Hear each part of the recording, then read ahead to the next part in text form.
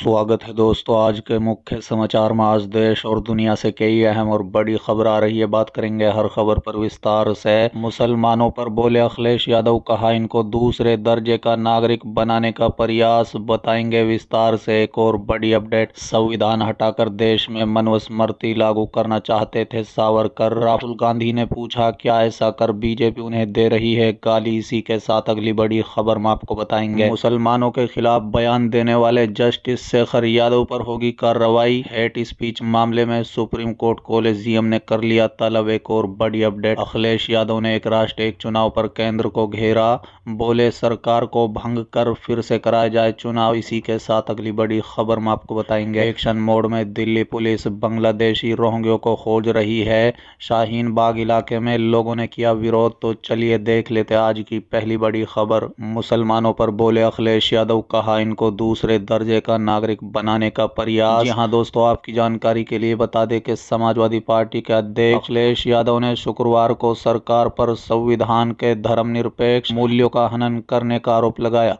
और दावा किया है कि देश के अल्पसंख्यकों विशेषकर मुसलमानों को दूसरे दर्जे का नागरिक बनाने का प्रयास किया जा रहा है। बता दें कि उन्होंने लोकसभा में भारतीय संविधान की 75 वर्षों की गौरवशाली यात्रा पर चर्चा में भाग लेते हुए ये भी कहा है कि यदि ये सरकार जातीय जनगणना नहीं कराती है तो विपक्ष में बैठे लोग सत्ता में आए तो इसे जरूर कराएंगे।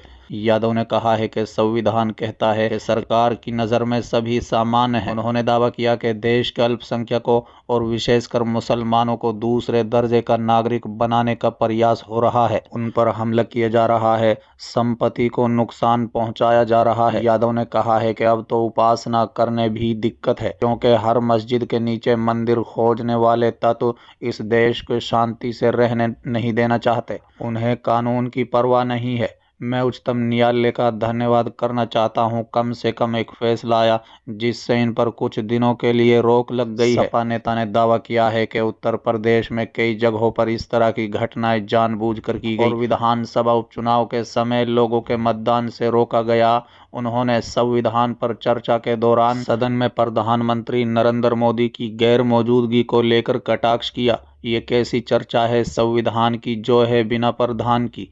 यादव ने कहा है कि संविधान विविधताओं से भरे इस देश को एक सूत्र में बांध कर रखा है। उनका कहना था कि संविधान 90% पीड़ित और शोषित जनता का सबसे बड़ा संरक्षक है। यादव ने कहा है कि पीडीए यानी पिछड़ा दलित अल्पसंख्यक के लिए संविधान जीवन और मरण का विषय है। उत्तर प्रदेश के पूर्व मुख्यमंत्री ने राज्य की कानून व्यवस्था का उल्लेख करते हुए कहा है कि जो हालात देश में है ऐसे पहले कभी किसी ने नहीं देखे।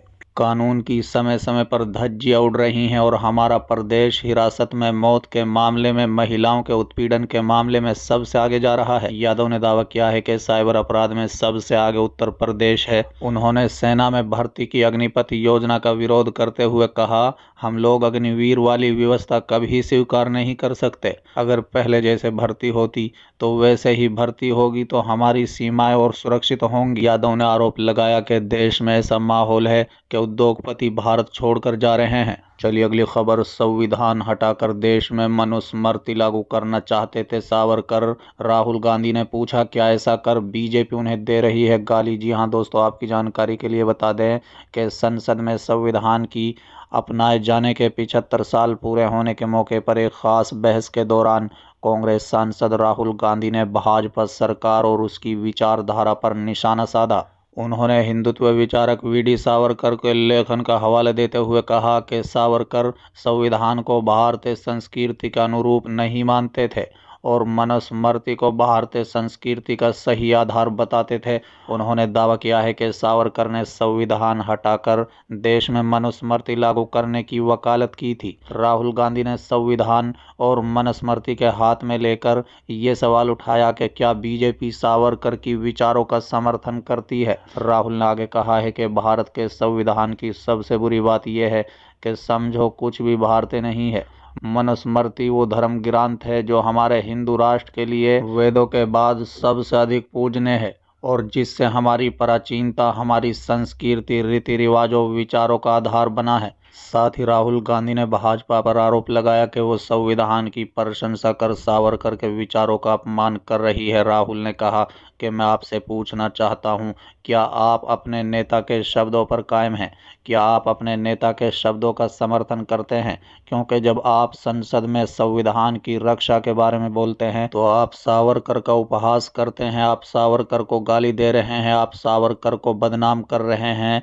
उनका ये बयान भाजपा पर हमला करने का एक तरीका था, जिसमें उन्होंने भाजपा को सावरकर की विचारधारा का प्रतीक बताया। चलिए अगली खबर है। एक्शन मोड में दिल्ली पुलिस बांग्लादेशी रोहिंग्यों को खोज रही। शाहीन बाग इलाके में लोगों ने किया विरोध। जी हाँ दोस्तों, आपकी जानकारी के लिए बता दें कि दिल्ली के राज्यपाल वी.के. सक्सेना के निर्देश के बाद दिल्ली पुलिस एक्शन मोड में है। बता दें कि दिल्ली पुलिस ने दिल्ली में रह रहे बांग्लादेशी और रोहिंग्यों के खिलाफ स्पेशल ड्राइव शुरू किया है। प्रवासी बांग्लादेशी और रोहिंग्यों का पता लगाने पुलिस शाहीन बाग और अन्य इलाकों में लोगों के दस्तावेज की जांच कर रही है। वहीं शाहीन बाग के सीमापुर इलाके के झुग्गियों में रहने वाले लोगों ने इस कार्रवाई का विरोध किया। लोगों ने अपना दस्तावेज दिखाते हुए कहा कि वो 35-40 सालों से दिल्ली में रह रहे हैं। दिल्ली पुलिस का खास तौर पर यह अभियान शाहीन बाग इलाके के कालिंदी कुंज और पूर्व दिल्ली के सीमापुर इलाके में चल रहा है।